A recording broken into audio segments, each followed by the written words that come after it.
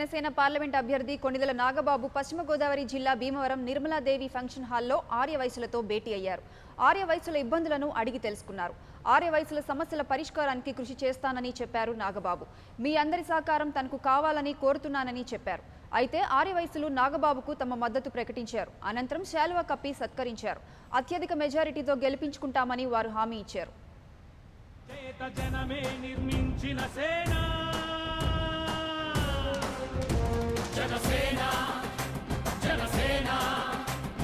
జనం కొరకు జనం చేత జనమే నిర్మించిన సేన.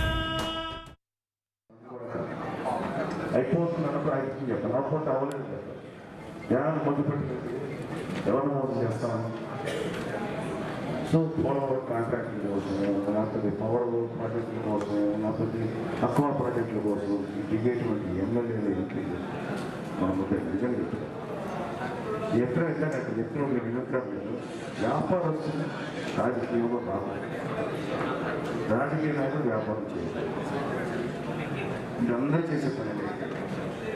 అందరూ వ్యాపార సామ్రాజ్యాలు చాలా పెద్ద చేసుకుంటూ వచ్చేది. మీరు ఒకటి అడగండి, నువ్వు వ్యాపారం మానేస్తున్నావు, ఎవరు చేస్తాను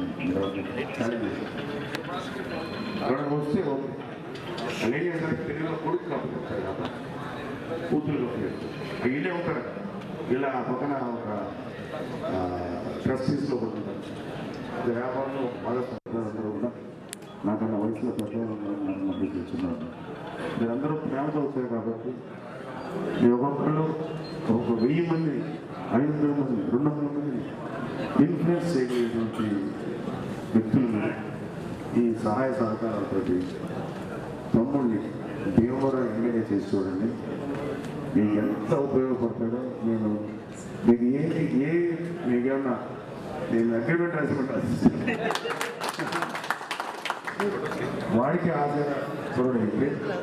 ఎవరి కోసం తెచ్చాను వాడు పంపుతాడు. మీ అందరి కోసం నేను ఉంటాను. నాకు ఎంపీగా వెళ్ళకపోతే సహకారం అయితే నేను ఖచ్చితంగా ఎంపీగా గెలుస్తాను.